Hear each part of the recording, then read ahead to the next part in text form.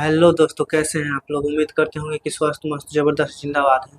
तो आइए चलिए अब हम लोग पढ़ते हैं क्लास 8 हमारी दुनिया चैप्टर 4 उद्योग। तो अब हम लोग उद्योग को समझते हैं। तो उद्योग क्या है, उद्योग को अब हम लोग समझते हैं। उद्योग जब हम कच्चे माल को उपयोगी वस्तु में बदलते हैं उसे उद्योग कहते हैं। यानी कि जो कच्चा माल होता है उसको हम लोग उपयोगी वस्तु में बदलते हैं, उसे ही उद्योग कहा जाता है।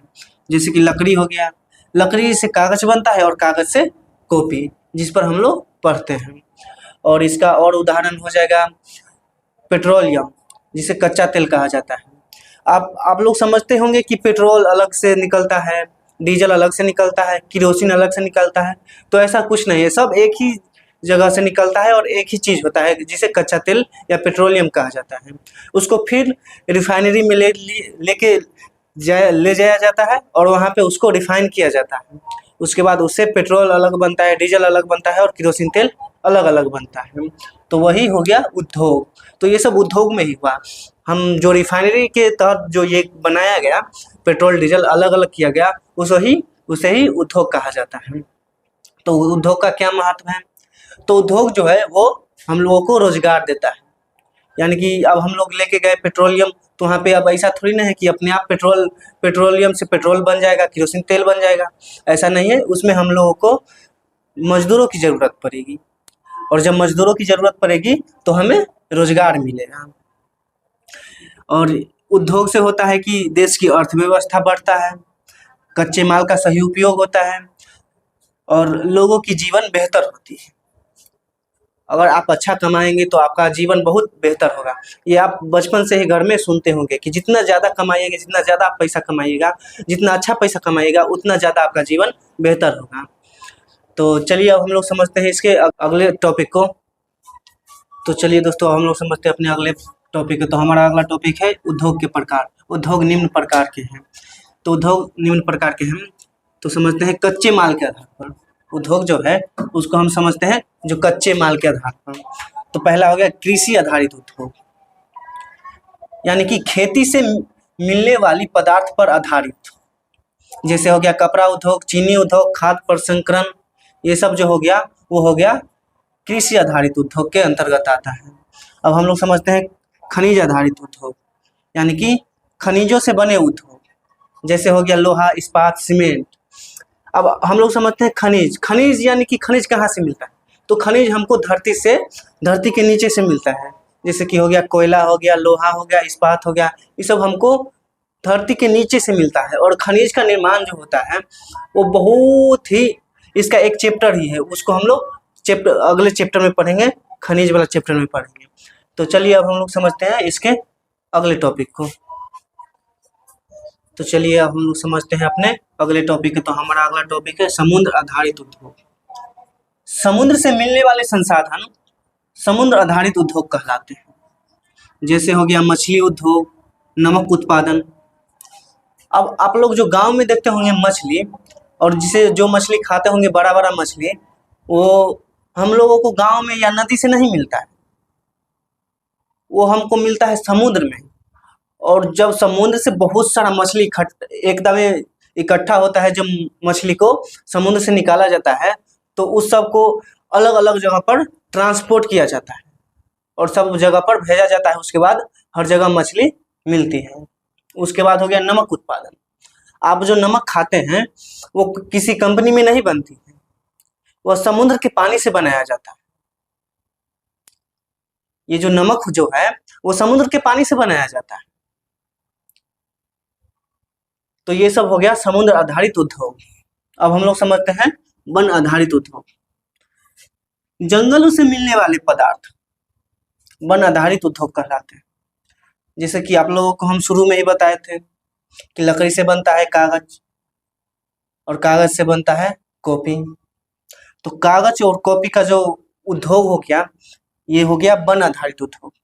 अब फर्नीचर देख लीजिए, आपके जो घर में जो पलंग है, कुर्सी है, टेबल है, ये सब जो है वो सब भी वन से मिला है, यानी कि पेड़ पौधा से। पेड़ पौधे को काटा गया है और उसके बाद फर्नीचर बनाया गया है। ये सब किसी दुकान से डायरेक्ट बना के नहीं लाया गया है।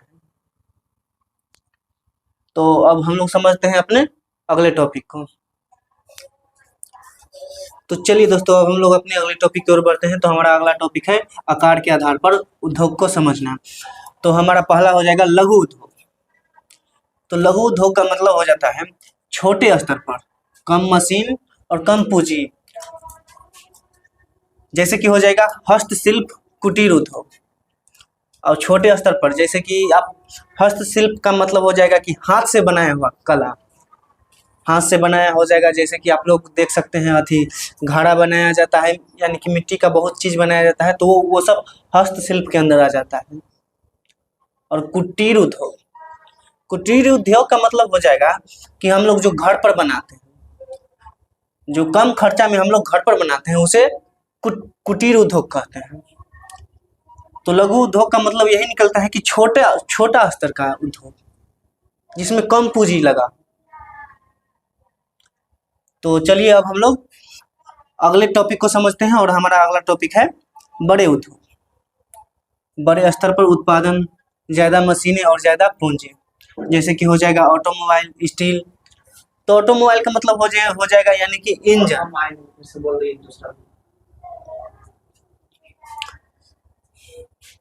तो अब हम लोग दूसरा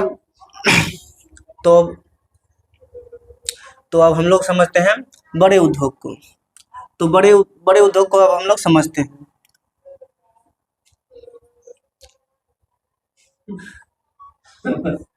तो अब हम लोग समझते हैं बड़े उद्योग को, यानी कि बड़े उद्योग, बड़े स्तर पर उत्पादन, ज्यादा मशीन और ज्यादा पूंजी। जैसे हो जाएगा ऑटोमाइल, स्टील। ऑटोमाइल का मतलब हो जाता है कि आप लोग देखे होंगे कि इंजन वाली गाड़ियां, जैसे हो जाएगा बस, ट्रक, मोटरसाइकिल। उसमें साइकिल नहीं आएगा क्योंकि साइकिल में इंजन नहीं होता है, और जिसमें इंजन लगेगा वो ज्यादा पूंजी में मिलता है। तो बड़े उद्योग का मतलब हो जाता है कि जिसमें ज्यादा पूंजी लगा हो और बहुत बड़ा हो। तो चलिए अब हम लोग समझते हैं अगला टॉपिक को। तो चलिए दोस्तों, अब हम लोग समझते हैं स्वामित्व के आधार पर उद्योग के प्रकार। तो पहला हो जाएगा निजी क्षेत्र।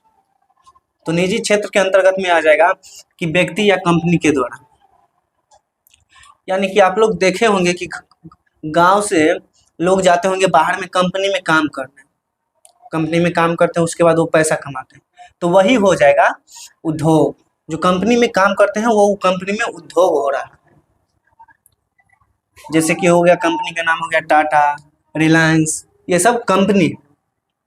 अब हम लोग समझते हैं सार्वजनिक क्षेत्र, यानी कि सरकार के द्वारा।